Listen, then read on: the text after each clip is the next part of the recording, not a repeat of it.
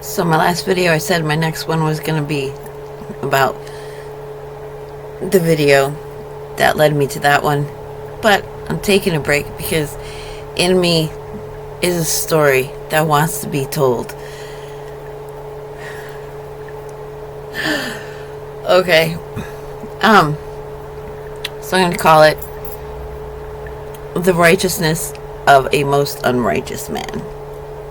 Or a most unrighteous man's righteousness may be accounted to him upon the resurrected, upon the great coming for which we are all waiting.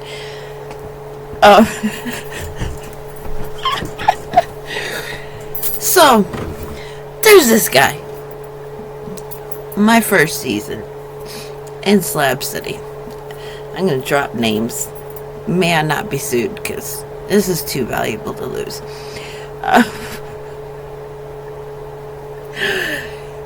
He's called Crook. I thought it was like Shepherd's Crook. You know, you don't know where men's nicknames came from. I mean, we're talking about people in their 60s, okay? Still very strong man. I like trying to remember what he looked like. White, scraggly hair, was probably blonde and very striking and imposing when he was young. And, you know, the old style mustache and I think like maybe a goatee. I don't even remember the details. I try not to think about the details because he tried to expose me to way too much. But he started pursuing me.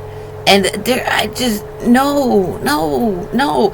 And then, I mean, my first, like, Valentine's Day, nobody ever remembered. I never got gifts on Valentine's Day. It was just never a thing in my life.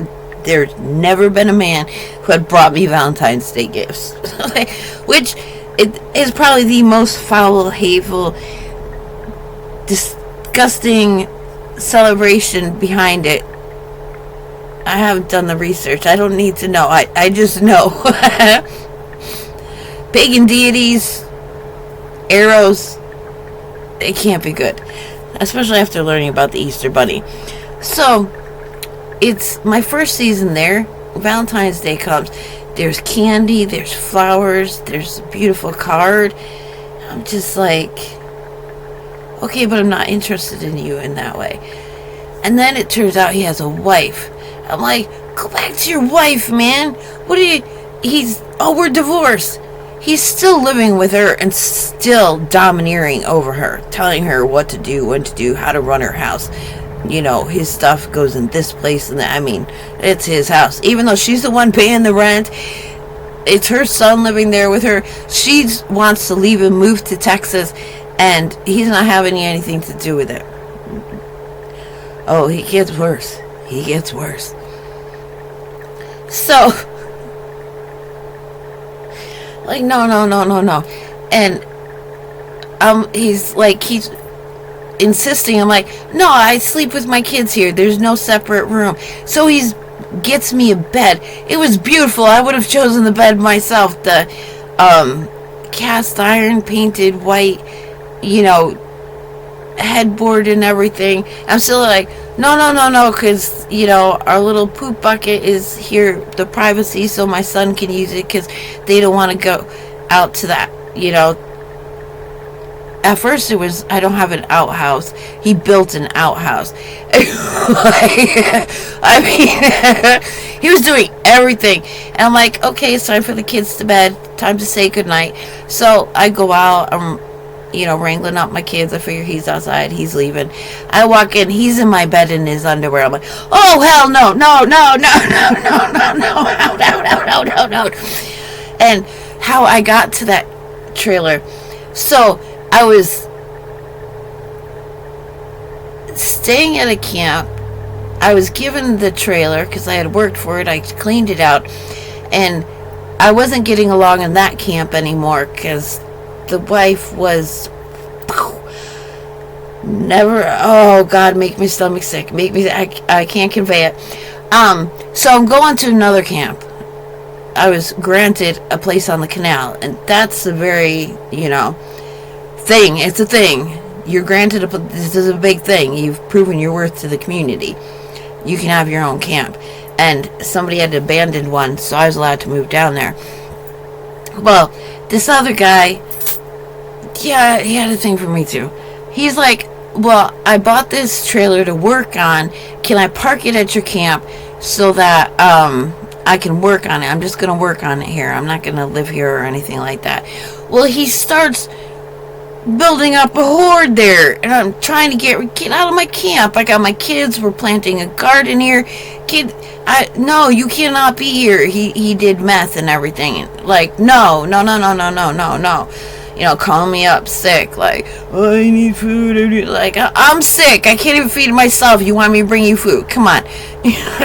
Like, so then he calls on this red-haired woman to come knock on my door and threaten me that if I don't get out of there with my kids, and they're expecting me to leave the trailer behind, dude, then they're going to come, they're going to do awful things to me, and they're taking my trailer, they're taking over my camp. That is that. And so I call Crook. I'm like, you know, you were going to come over and you were going to move the camper for me to make it level. Can we find a spot so you can pull it down the road for me? Like, I need out of this camp. Can we just, instead of moving it 10 feet, would you mind moving my camper, you know, about a mile down the road? So he took me to scope out another spot. It's a good spot. Nobody's down there. It's for seasonal people. It's the other side of the main road into the slabs. So there wasn't like what's there today was not there. It was only like rainbow people would go down there. It was only people who would come for a short time would camp down there. But we found a spot, and he pack everything up, pack up my minivan, put my kids' bikes on the back of the minivan.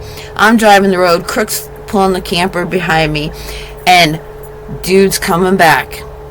And I'm just like, ooh, wait till he gets a load of what's behind me. And they're all looking at me. They see my van packed up, and my kids in it, and they think, oh, good, we chased her out of there. You could just see it in their eyes. Like, we conquered her, and we got her trailer to boot. And I'm like, I'm just grinning, eyes straight forward, going to my new camp. Wait till you see what's behind me. And sure enough, next thing they see her coming around the corner, Crook pulling my trailer.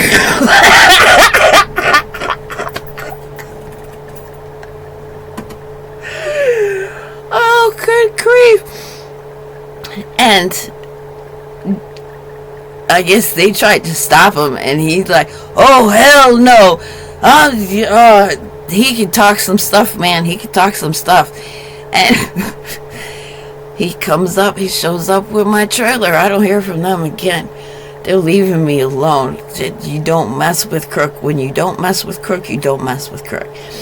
So then he had started with the coming in, and I kept setting up obstacles, and he kept meeting them. Like, no, this cannot be. And I just fled. And of course he's the type, well, if you're going to leave, you're leaving with nothing. And I did. I left with, like, nothing. My kids packed what was important to them into the van. And, I mean, after a winter out there hard drinking, like, and plus the energy weapons, they were using them on the community out there. I don't care. I don't want to hear about it. It's a fact, because Crook would give me a ride to Calipatria to do my shopping, and it was nice. It was like being a teenager again. An old Chevy pickup truck, real old, farm looking truck, old truck, and we'd be bouncing around, and he'd be blasting, and it was like, teenager being with, a guy. My kids were there, but it was safe, and it was platonic from my part. And it was just all of a sudden, you'd get within a certain distance of the place, and all of a sudden my body felt better. Like, I actually had energy. And then we'd go back, and all of a sudden my body, like, I'd be sickly. So I ended up leaving. I mean, I would have died if I hadn't left when I did. And of course it was a big, leaving him behind. And then things happened, and I needed a place to go. I couldn't find any place where I was at. And Crook's like, I'll give you the gas money if you come back here. Well, you can stay with, with his friend. It'll be okay. So, but he only gave me amount to make it from one point to another. He just didn't send me the whole amount of money, so I couldn't just take off. I had to prove I was making my way back there. So I make it back there, like, barely squeaked. I mean, down to, like, the last dime. I was going to get there, but only if I was getting money, only if I was doing, coming back. And then, of course, there was the big whole shit show again. They had to hide me. He, didn't like that I wasn't going to go naked in the hot springs with him, because we were all planning on going, to the hot springs. And I told him flat out, I said, there's going to be no touching me in that water. I am going there to bathe, to get clean, and there's no hanky-panky in that water. And he threw a fit, and he got blind drunk. And I'm pulling out of the hot springs. This pickup truck comes, blocks my way. Crook is like trying to reach in my window. I pull out my knife. I'm going at his hand. Like, get off he's bashing on him. Guy comes out. You want me to call the cops? Oh, hell no. I'll be arrested. I'll be arrested. No. You don't dial 911. This is Slab City. Shut up. So, get the guys to move the pickup truck. My vehicle gets stuck in the sand because I'm trying to get around this pickup truck. Someone comes and helps me out. Kirk goes passed out somewhere. He's all bloody. There's blood on my favorite dress. I'm pissed off. Make it back to the friend's house. She's like, oh, I gotta run in. I gotta go do this. But we found some place to hide you. So, this is drama. This is drama, man. And so Kirk comes up and he plans. I said, I told you, Anna, don't stop. You stop. She's like got this baseball bat with nails out of it, and she's threatening him. He's banging on the hood of the van. I mean, there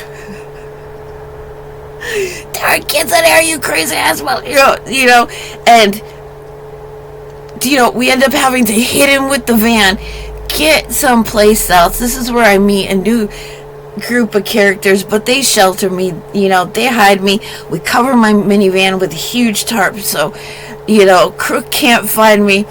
I end up someplace else. He finds me. He's some girls, and there's a story with her.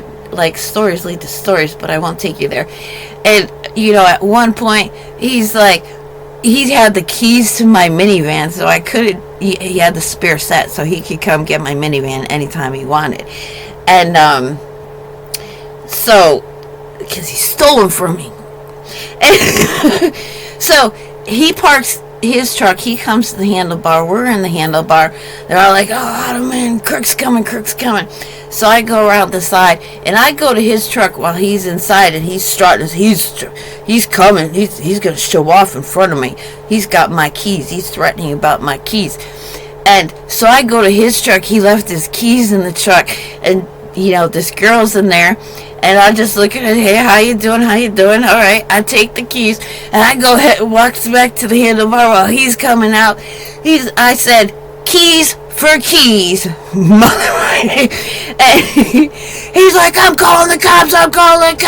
And I took the keys, and I threw them up in the air, and I just marched right into the handlebar, because I knew I had protectors in there, and they did.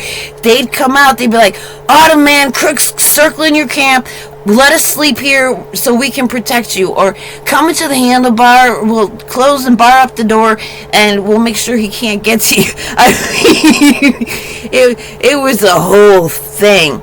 So I got my keys back, I got my knife back, and it was just time passed, and he finally figured it out. I mean, he had passed out at the end of my driveway. It was my birthday. I just wanted to get out. My thing is, I would go get myself cheesecake on my birthday. That was it. That was the extent of my birthday. And I can't get out because stupid man. I told him no. I chased him out. It was probably the night that I told him goodnight, and then I come back in and he's in his underwear in my bed, And his car had run out of gas because he fell asleep. and I heard it. Freaking Bon Jovi. Late into the night, he's blasting darned 80s, 90s music, that abusive love music from that time. And I just ignore him. I just go on with my life. He'll give up. He'll drive away. No, his car ran out of gas running it so he could play the radio and stay there. And eventually he gets the car. He pulls my van out of sand because I got stuck trying to get around his car. Big fight. So when I had left, he wrote this letter of how I am the love of his life and he can't breathe without me and blah, blah, blah. I'm like, where is this coming from? I've done nothing but push him away, And as time passed, I heard his relationships with women, they'd come and go, and they were all abusive. When I left the slabs, he was in jail for the 7th time for domestic violence, having already gone through the required it's a course, anger management course, and he's laughing. He's like, I'm 60 years old. If they haven't convinced me by now, they're not ever gonna convince me. He's going to his grave with anger management issues. So then it comes down to, he's actually like acting more friend. He's again the guy I could call on if I'm in a pinch, and it's all started because I was in a pinch. Somebody had, come to the slabs. They were going to stay before they went to college, and they didn't. Everybody treated him so bad. It was such a bad experience, and he pulled off someplace to park for the night, and he got stuck in the sugar sand and run the battery dead and burnt the car up, trying to back it out of the sand, and used up all the electricity, in the battery. So the heat was kicked back. He had ripped off the controls because he was so bad that the battery had died and he couldn't get he was a disaster. He's like, here's the keys, here's the title, the insurance papers were in it and everything. He says, if you can get that car out of the sugar sand, it's yours. Other people were trying to help him, meth addicts. They weren't the worst of them. So that they were hoping, he had promised them, food and stuff that was in the trunk if they helped him. So they came to me, they're like, he promised. I'm like, you can have what's in the trunk, I don't care. So I go over to Jerry because I could trust Jerry so far. He was Kirk's best friend, come on. So I called Jerry and I'm like, Jerry, you got a truck or anybody know a truck that can pull this car out of the sand for me? If I fix it up, it's mine. And he calls Crook. Crook's the one who pulls the car. So we get to be on comfortable terms, and he ends up being the one to take me to Commodities with the Unreal lady. Oh, we were a trio. We would, we had our shopping trip and our trip to Commodities every month. Just 3 old people being absolutely. They're the most hard to get along people. Nobody could get along with these two. I get along with them. But then he hooked up with this other woman. I was in the hospital. I was sick. The doctor said, if you don't get an air conditioning, you are going to die. It was bad. And Crook had an extra room with air conditioning. I had the money. I'm like, I can pay for the electric. No, it's not safe. You have to be in my bedroom. You have to be in my bedroom. I'm like, no, he just wants to force me into hanky-panky. And I'm like, no, I will die. So I made it through that episode without dying. I made it clear I would rather die than be forced into your bed. And then the next summer comes, and once again, like over 120 degrees. I'm dehydrated. I have kidney failure left and right, and he's going someplace. So he's, I spent a few nights. We shared the bed. He did not touch me. I did his laundry, folded it, put it away, like did everything, cooked the meals, did everything he asked of me. And he never tried to touch me. And then he went on a family thing, and I watched the house for him while he did. But he got involved with a woman who is addicted to meth, and she would hash it out with him. He could fight her.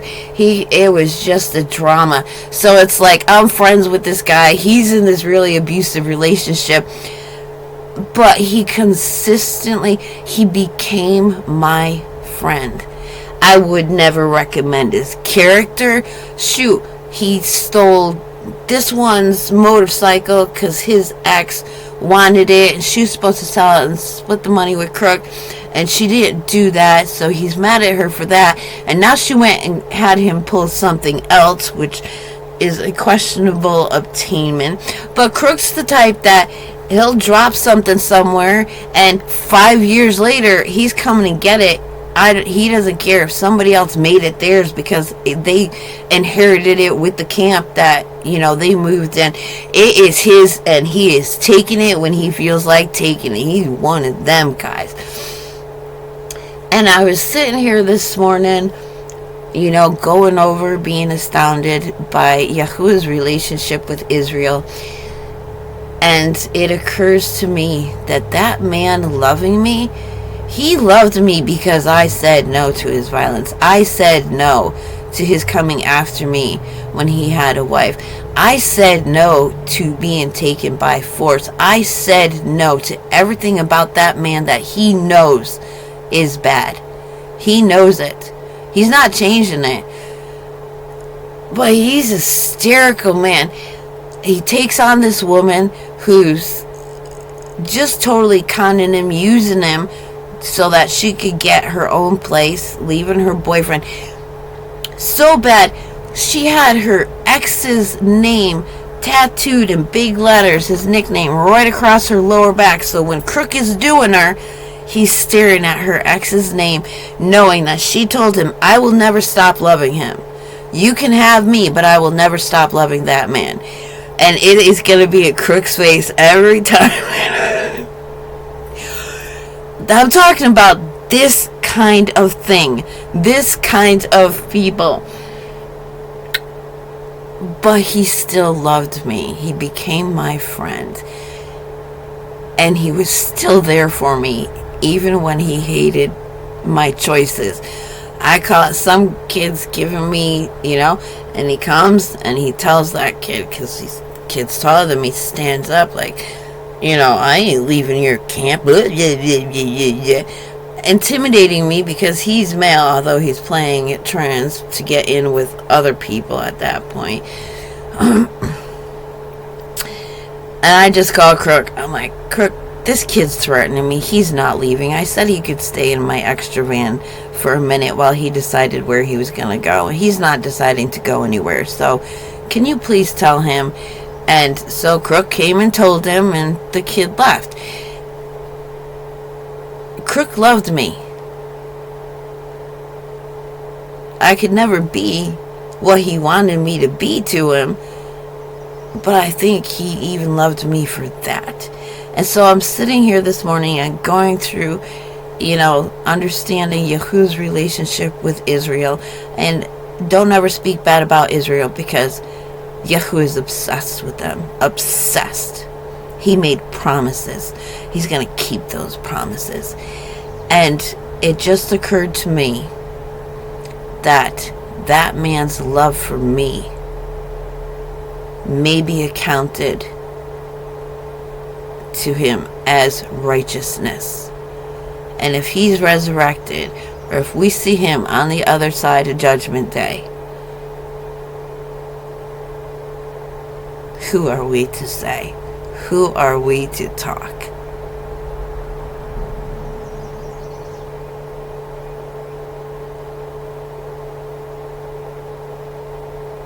Yahuwah can make him new. Whatever hurt him as a child, that made him that.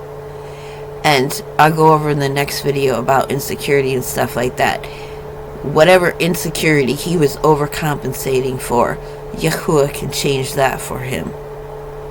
And he'll do it when the time is right.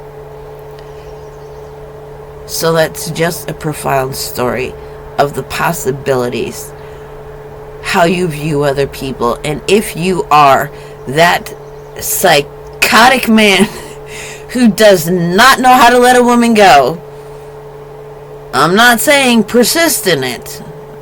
Figure it out. Let it go. But no, you are not the worst thing to have happened to this planet. You got a bit of the creator in you. That may be your problem to begin with. I'm just saying. So, that's my story.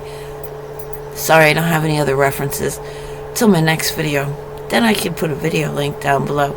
It's a very quiet, mature, the kind of energy, softness in a man that you could attribute and would associate with a wizened old teacher.